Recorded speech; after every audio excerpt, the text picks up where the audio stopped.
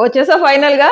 మీకేమో నా మీద కోపం వచ్చింది, క్రూషియల్ టైంలో రివ్యూస్ చేయట్లేదని. నాకేమో బిగ్ బాస్ టీమ్ మీద కోపం వచ్చింది, ఎడిట్స్ సరిగ్గా చేయట్లేదని. రాంగ్ ఎడిట్స్ చేసి ఆడియన్స్ మీద ఒక రాంగ్ పోర్ట్రే చేస్తున్నాడు కొంతమంది కంటెస్టెంట్స్ మీద అని నాకు అనిపించింది. నాకు అందుకే ఆ ఫ్రస్ట్రేషన్ నాకు ఇప్పటికేం పోలేదు. బట్ సర్లే, రివ్యూస్ చేయాలి కదా, క్రూషియల్ టైంలో రివ్యూస్ మానుకుంటే ఎలా కుదురుతుంది? అండ్ మీ అందరికీ ఆ విషయంలో కూడా చాలా కోపం ఉంది. సో వచ్చా రివ్యూస్ చేసుకుందాం. అండ్ రివ్యూ స్టార్ట్ చేసే ముందు మీకు ఒక విషయం చెప్తా. ఓటింగ్ ఈ వారం డబుల్ ఎలిమినేషన్ ఉండే chances very very very very high అన్నమాట. సో టాప్ లో తనూజ అండ్ కళ్యాణ్ వీళ్ళిద్దరూ టాప్ లో ఉన్నారు. అసలు ఓటింగ్ అయితే ఆల్మోస్ట్ ఈక్వల్ గా పడుతుందంట, ఆల్మోస్ట్ ఈక్వల్. కాసేపు ఒకళ్ళ టాప్ లో, కాసేపు ఒకళ్ళ టాప్ లో ఇలా ఉంటున్నారు. సో నెక్స్ట్ ఇమ్ముకి ఏదైతే యూట్యూబ్ పోల్స్ లో చాలా తక్కువ చూపిస్తున్నారు కదా, థర్డ్ ప్లేస్ లో ఉంటున్నాడు కానీ చాలా తక్కువ, 8% ఓటింగ్, 10% ఓటింగ్ అని చూపిస్తున్నారు. కాదు, చాలా బాగా పడుతుందంట ఇమ్ము కూడా ఓటింగ్. సో ఇమ్ము ఫ్యాన్స్ కూడా ఏం ఫీల్ అయిపోకండి, మీరు కూడా ఓట్స్ చేసుకోండి. నెక్స్ట్ వచ్చేసి మిగిలిన వాళ్ళు ఎవరైతే ఉన్నారో, భరణి గారు కానివ్వండి, సుమన్, సంజన గారు, డెమాన్. భరణి గారు, సుమన్, డెమాన్, సంజన గారు, వీళ్ళ నలుగురు ఫ్యాన్స్ ఎవరైతే ఉన్నారో వాళ్ళు సిన్సియర్ గా ఓటు వేసుకోండి. ఎందుకంటే ఈ వారం డబుల్ ఎలిమినేషన్ లో ఎవరైనా ఎలిమినేట్ అవ్వచ్చు. అంటే భరణి గారు, సుమన్, ఇంకెవరు, సంజన గారు అండ్ డెమాన్, వీళ్ళ నలుగురికి ఓటింగ్ ఆల్మోస్ట్ ఈక్వల్ పడుతుందంట. ఓటింగ్ తక్కువ పడుతుంది, ఆ తక్కువ కూడా ఈక్వల్ గా పడుతుందంట వీళ్ళ నలుగురికి. సో వీళ్ళ నలుగురు కూడా డేంజర్ జోన్ లోనే ఉన్నట్టు. సో డబుల్ ఎలిమినేషన్ కూడా ఉంది కాబట్టి జాగ్రత్త, చాలా కేర్ఫుల్ గా ఓటు వేసుకోండి. అండ్ రివ్యూలోకి వెళ్దాము. రివ్యూలోకి వెళ్లే ముందు మీకు కనుక నా వీడియోస్ నచ్చుతుంటే ప్లీజ్ లైక్ చేసి, షేర్ చేసి, మీ ఫ్రెండ్స్, మీ ఫ్యామిలీస్ కూడా షేర్ చేసి వాళ్ళతో కూడా సబ్స్క్రైబ్ చేయించుకోండి. సో దట్ సబ్స్క్రైబ్ చేయించుకోండి కాదు, సబ్స్క్రైబ్ చేయించండి, ఎందుకంటే నా కోసమే కదా. బట్ రీచ్ మాత్రం మీ ఫేవరెట్ కంటెస్టెంట్ కి రీచ్ ఎక్కువ వెళ్ళాలి అంటే అది కూడా యూజ్ అవుతుంది. ఈ రోజు ఎపిసోడ్ లో స్టార్టింగ్ యావర్ వచ్చాడు కదా, యావర్ వచ్చిన తర్వాత ఏదైతే తనూజాతో డ్యాన్స్ చేశాడో ముందు ప్లాన్ చేసుకుని వచ్చాడు. ప్లాన్ చేసుకుని మనం తనూజాతో ఒక డ్యాన్స్ చేద్దాము, ఒక సాంగ్ ప్రిపేర్ అయ్యొద్దాము, సో ఇలా ప్లాన్ చేసుకుని వచ్చాడు. బట్ అక్కడ నువ్వు తనూజ పర్మిషన్ తీసుకోవాలి కదా. నాకైతే ఎపిసోడ్ లో తీసుకున్నట్టు అనిపించలేదు. పోనీ డ్యాన్స్ వరకే చేయొచ్చు కదా, ఎందుకు ఎత్తుకోవడం? ఒకసారి కాదు 2 సార్లు ఎత్తుకున్నావు. ఒక్కొక్కళ్ళు ఒక్కోలా ఉంటారు, యాక్టరే కదా అని చాలా మంది అనొచ్చు. యాక్టర్స్ కూడా కొంతమంది చాలా హోమ్లీగా ఉంటారు. మీరు గమనిస్తే తనూజ హౌస్ లో ఎప్పుడు చాలా హోమ్లీ డ్రెస్సెస్ వేస్తుంది, చాలా హోమ్లీ డ్రెస్సెస్ వేస్తుంది, చాలా హోమ్లీగా ఉంటది. తన బిహేవియర్ కూడా అలాగే ఉంటది. ఎవరి దగ్గరికి వెళ్ళిపోయి ఊరికి హగ్గులు ఇచ్చేసుకోవడం ఇలాంటివి చేయదు. సో తన నేచర్ అది, తన నేచర్ కి తగ్గట్టు యువతల వాళ్ళ బిహేవియర్ ఉండాలి. సో నువ్వు వెళ్ళి ఆ అమ్మాయిని కనీసం పర్మిషన్ కూడా అడగకుండా ఎందుకు 2 times ఎత్తుకోవడం అవసరం ఏముంది? నాకేమనిపించింది అంటే అక్కడ ఆ అమ్మాయిని చూస్తే డిస్కంఫర్ట్ ఫీల్ అయింది ఆ అమ్మాయి. బట్ యాజ్ ఎ గెస్ట్ బయటకు చెప్పలేక నవ్వుతూ ఉంది. బట్ తన ఇన్నర్ ఫీలింగ్ మాత్రం ఈ పిల్లోడు ఎప్పుడు వెళ్ళిపోతాడా అన్నట్టుంది అని నాకు అనిపించింది. ఇది నా పర్సనల్ ఒపీనియన్ అనుకోండి, యాజ్ ఎ రివ్యూయర్ కాకుండా యాజ్ ఎ ఉమెన్ గా అనుకోండి, ఇది నా ఒపీనియన్, నాకు అనిపించింది. ఇంకా నెక్స్ట్ వచ్చేసి ఎవరు వచ్చిన తర్వాత టాస్క్ ఆడాడు కదా, జస్ట్ ఒకటి ఎమ్మునేమి ఈ పిల్లోడు విన్ చేయించక్కర్లేదు. ఇమ్ము టాస్క్ ఆడాడంటే విన్ అయి తీరుతాడు. ఇమ్ముని ఏదో ఒకళ్ళ దయాదాక్షిణ్యాలతో ఇమ్ము విన్ అవ్వాల్సిన అవసరం లేదు. అండ్ తనకి అంత కెప్టెన్సీ ఇంపార్టెంట్ కూడా లేదు. తను నామినేషన్స్ లోకి రావడమే ఆ పిల్లోడికి మంచిది. ఇక్కడ ఏదో పెద్ద ఇమ్ము ఏదో నేనేదో తనకి త్యాగం చేస్తున్నట్టు బిల్డప్ ఇచ్చి ఆడాల్సిన అవసరమే లేదు. తన టాస్క్ అంత సిన్సియర్ గా ఆడినట్టు నాకు అనిపించలేదు. ఆడొచ్చు, ఇమ్ము ఆడగలడు. నువ్వు సీరియస్ గా ఆడినా కూడా ఇమ్ము ఆడగలడు. నువ్వు ఇక్కడ ఏదో నీ దయాదాక్షిణ్యంతో ఇమ్ము విన్ అయినట్టు చూపించక్కర్లేదు అని నాకు అనిపించింది. మిమ్మల్ని బిగ్ బాస్ హౌస్ లోకి ఇప్పుడు ఎపిసోడ్ అయిందమ్మా, ఎపిసోడ్ అయిన తర్వాత ఏం చెప్తున్నాడు బిగ్ బాస్ ప్రోమోలో? యోధులతో పోరాడి వచ్చిన కెప్టెన్సీ కంటెండర్ అంట. అందులో మనకి ఫస్ట్ చూపించిన యోధుడు ఎవరు? మన కళ్యాణ్ బాబు ఏ రకంగా కెప్టెన్సీ టాస్క్ విన్ అయ్యాడు? ఫౌల్ గేమ్ ఆడి కరెక్ట్ గా ఆ వేసిన విజువల్ కూడా ఏంటి, ఇలా నోటితో పీకుతున్నాడు. సో అది. అండ్ ఇంక మిగిలిన వాళ్ళు ఏముంది, కొంతమంది కనీసం ఎవరు, గౌతమ్, ప్రేరణ, వీళ్ళిద్దరూ యోధుల్లాగా వచ్చారు, యోధుల్లాగా ఆడారు. ఈవెన్ ప్రియాంక కూడా తను ఆడాలని అనుకుంది. బట్ కళ్యాణ్ 2-3 సార్లు చెప్పినా కూడా ఫౌల్ చేశాడు. మీకు ముందే కదా రూల్స్ చెప్తాడు, మీకు ముందు రూల్స్ చెప్పారు కదా. నువ్వు చేత్తోను కాలుతోను, ఓన్లీ చేత్తో పట్టుకోవాలి, నోట్లతోను కాళ్ళతోని పట్టుకోకూడదని చెప్పిన తర్వాత కూడా నువ్వు పదే అది చేస్తావు. కాలుతో ఒకసారి ఆపాడు, నోటితో ఒకసారి ఆపాడు కళ్యాణ్, క్లియర్ గా foul. And Prerana Prerana and Gautam వీళ్ళ పాపం గౌతమ్కి భరణి గారు కెప్టెన్సీ కంటెండర్ అవ్వాలని ఉంది. అలాగని తన గేమ్ ని యోధుల్లా వచ్చావంటే నువ్వు యోధుల్లా ఆడాలి, అంతేగాని నువ్వు గివప్ ఇచ్చేసి అవతల గెలిపించకూడదు కదా. సో ప్రేరణకి తనుజ కెప్టెన్సీ కంటెండర్ అవ్వాలని లేదా ఏంటి, ఉంటది. కానీ వాళ్ళు ఎందుకు వచ్చారు, వాళ్ళు ఏ ప్లేస్ లో వచ్చారు, యోధుల్లా వచ్చారు, యోధుల్లా ఆడాలి. మిమ్మల్ని ఈ యోధుల్ని వాళ్ళు గెలిచి ఛాంపియన్స్ అవ్వాలి. మీరే గివ్ అప్లు ఇచ్చేసి ఆడుకోండి. ఈ రోజు సోహెల్ ఎందుకు వచ్చాడు? సోహెల్ ఆ లాస్ట్ టాస్క్ జస్ట్ కావాలని ఓడిపోయాడు. ఏం బిల్డప్లు అయ్యి వాళ్ళ కెప్టెన్సీ కంటెండర్స్ అవ్వాలంటే వాళ్ళు కష్టపడి ఆడుకుంటారు. నువ్వు నీ గేమ్ ఆడు, నిన్ను గెలిచి వాళ్ళు ఛాంపియన్స్ అవ్వాలి. కానీ నువ్వేదో గివ్ అప్ ఇచ్చేసి వాళ్ళకి ఫ్రీగా ఇవ్వడం కాదు కెప్టెన్సీ కంటెండర్ టికెట్. ఈ రకంగా చూసుకుంటే మిగిలిన వాళ్ళు మరి భరణి గారు ఎందుకు నష్టపోవాలి? ఇప్పుడు భరణి గారికి నష్టమే కదా. అక్కడ గౌతమ్ సిన్సియర్ గా ఆడాడు, భరణి గారికి నష్టం. ఆయన ఒక్కసారి కూడా ఈ సీజన్ లో కెప్టెన్ అవ్వలేదు. ఏమో ఇప్పుడు ఇచ్చిన టాస్క్ ని బట్టి హౌస్ మేట్స్ చేతిలో పెట్టారు కాబట్టి ఏమో భరణి గారు కెప్టెన్ అయి ఉండేవారేమో. గౌతమ్ ఎందుకు సిన్సియర్ గా ఆడాడు, ఒక యోధుడుగా హౌస్ లోకి వచ్చినప్పుడు సిన్సియర్ గా ఆడాలి కాబట్టి. ఆ తర్వాత కూడా పిల్లోడు అంత ఫీల్ అయ్యాడు భరణి గారు ఓడిపోయినందుకు. సో అది అంతేగాని ఏదో పెద్ద వీళ్ళేదో వాళ్ళకి త్యాగాలు దాన ధర్మాలు చేస్తున్నట్టు బిల్డప్లు. ఈవెన్ శోభ మటుకు శోభ ఏమాడింది ఆ టాస్క్? ఆమెకు ఉన్న ఫిట్నెస్ ఏంటి, ఆమె ఆడిన టాస్క్ ఏంటి? ఏంటో టింగ్ టింగ్ టింగ్ అని నడుచుకుంటా వచ్చింది. మళ్ళీ అలా చూసుకుంటది, ఇలా చూసుకుంటది, స్లోగా నడుచుకుంటది, పెడతది. ఏం లేదు, ఓన్లీ ప్రజెంట్ హౌస్ మేట్స్ ని గెలిపించాలని. ఎందుకు వచ్చారో వీళ్ళు, మళ్ళీ వీళ్ళకి యోధులని ఒక ట్యాగ్. ఆ యోధుల్ని గెలిచిన ఛాంపియన్స్ అంట. వీళ్ళ గివ్ అప్లు ఇచ్చేస్తే ఇంకేంటి? నాకు సిన్సియర్ గా గెలిచిందంటే గెలిచిన వాళ్ళని అనలేం. సిన్సియర్ గా ఎవరు మన డెమాన్ మానస్ గివ్ అప్ ఇచ్చాడా? సిన్సియర్ గా ఆడాడే మానస్, సిన్సియర్ గా ఆడాడు. వాళ్ళు సిన్సియర్ గా ఆడండి అబ్బా. సిన్సియర్ గా ఆడితే అవతల డెమాన్ సిన్సియర్ గా గెలుచుకున్నాడు.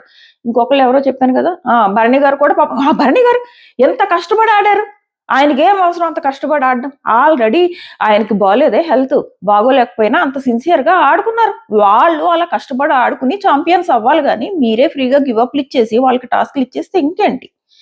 ప్రియాంక ఏం గివ్ అప్ ఇవ్వలేదు, అది మాత్రం ప్రియాంక తనకి ఎంత ఆడుకుంది. సో ప్రియాంక కూడా గివ్ అప్ ఇవ్వలేదు. ఈ రోజు వచ్చిన ఇద్దరు కూడా శోభ అండ్ ముగ్గురు కదా, ముగ్గురు గివ్ అప్లు ఇచ్చారు. ఇంకొకరు ఎవరి పేరైనా చెప్పాను ఇంతకు ముందు. వీళ్ళ ముగ్గురు అయితే గివ్ అప్లు ఇవ్వచ్చు, ఫుల్ గివ్ అప్లు ఇచ్చేసి. అసలు వీళ్ళు గివ్ అప్ ఎమ్ము విషయంలో అయితే ఎవరు ఓవర్ యాక్షన్ చేశాడబ్బా. ఎమ్ముకి గివ్ అప్ ఇవ్వాల్సిన అవసరమే లేదు. తన తెలివికి తనే ఫస్ట్ పెడుతుడు. ఎవరు ఓవర్ యాక్షన్ తప్ప ఎవరేం పెట్టలేడు, అతనే పెడుతుడు ఎమ్ము. సో ఇది నెక్స్ట్ వచ్చేసి ఈ శోభ అయితే తనకున్న ఫిట్నెస్ కి ఎప్పుడో చాలా ముందు పెట్టేసుకుని ఆ 23 నెంబర్ కౌంట్ చేసుకోవచ్చు. ఇచ్చేయాలి, ఫ్రీగా ఇచ్చేయాలి. మళ్ళీ వీళ్ళ యోధుల పేర్లు ఆ సోహెల్ ఏదో పెద్ద. చివరికి బిగ్ బాస్ కూడా నువ్వు చాలా కష్టపడి ఆడేవు, వీళ్ళు కాఫీ తాగు అని చెప్పాడు, ఏమీ అనలేక. సో ఇది యోధులు అంటే యోధుల్లో ఆడాలి, అలా కాదు. అయిపోయింది. ఎవరు వచ్చాడు, నాకు ఆ డాన్స్ నచ్చలేదు. నెక్స్ట్ టాబ్లెట్స్ గొడవ. ఈ టాబ్లెట్స్ గొడవలు వచ్చేసి సంజన యాక్చువల్గా ఇది ఏదో ఫన్నీగా వెళ్తుంది అని అనుకుంటది. పాపం ఆవిడ ఏం చేస్తుందంటే కొన్ని విషయాలు ఫన్నీగా వెళ్తుంది అనుకుంటది, ఆవిడకి తెలిసి చేయదు. అవతలని హట్ చేయాలన్న ఉద్దేశం లేదు. నిజంగా తనకి భరణి గారిని హట్ చేయాలంటే భరణి గారికి ఏవైతే ఇంపార్టెంట్ టాబ్లెట్స్ ఉన్నాయో మెగ్నీషియం కానీ కాల్షియం కానీ తను ఒక పేపర్ లో చుట్టి అక్కడ పెట్టింది. ఆ నైట్ కి తనకి యూజ్ అవడానికి పెట్టింది భరణి గారికి.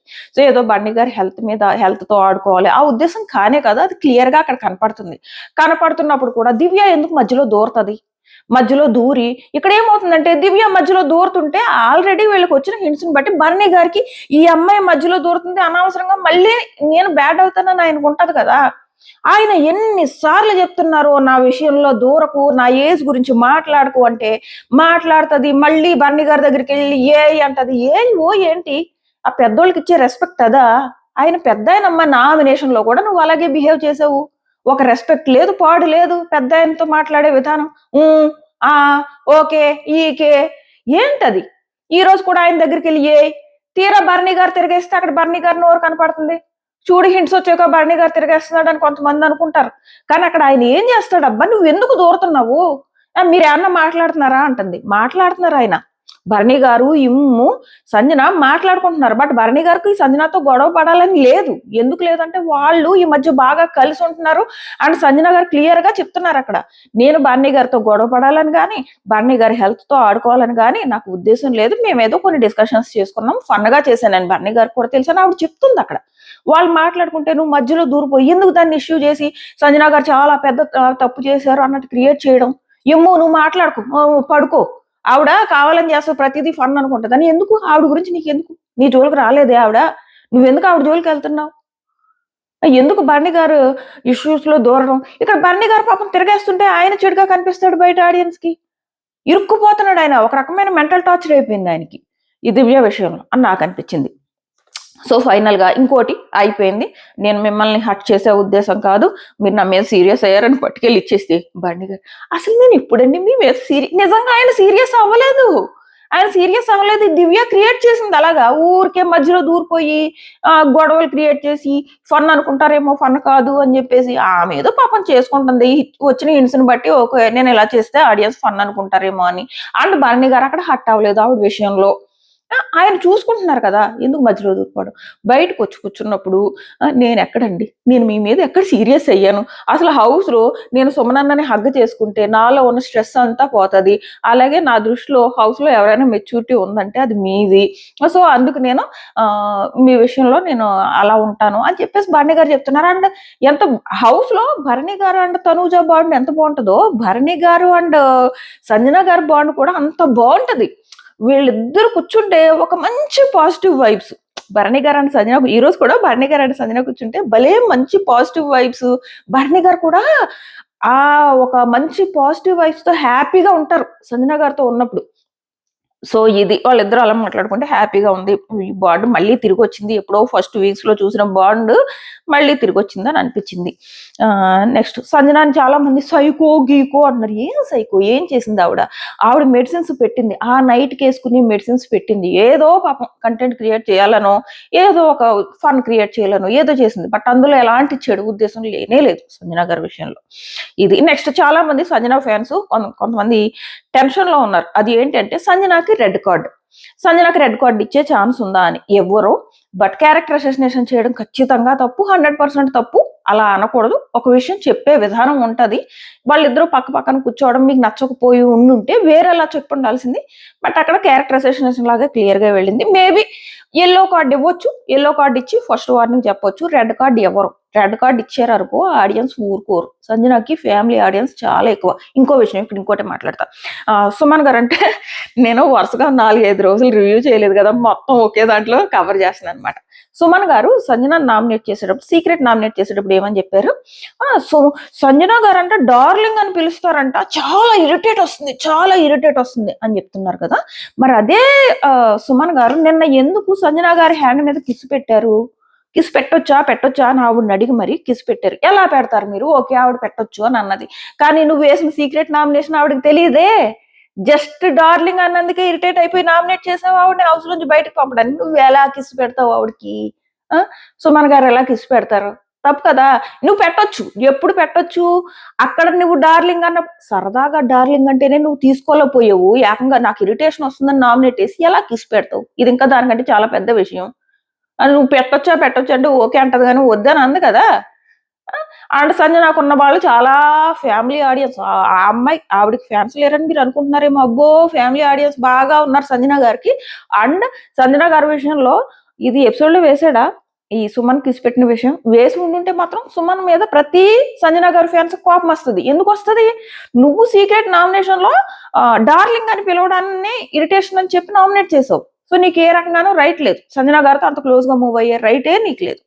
సో ఇది నాకేమనిపించింది అంటే, వీకెండ్ ఏదైతే సుమన్ సీక్రెట్ నామినేషన్ వేసారో సంజన మీద ఈ డార్లింగ్ ఇరిటేషన్ అన్నది, అది వేసి సుమన్ నువ్వు ఇలా అన్నావు కదా మరి కిస్ ఎలా పెడతావు అని అడిగితే బాగుంటుందని నాకు అనిపించింది.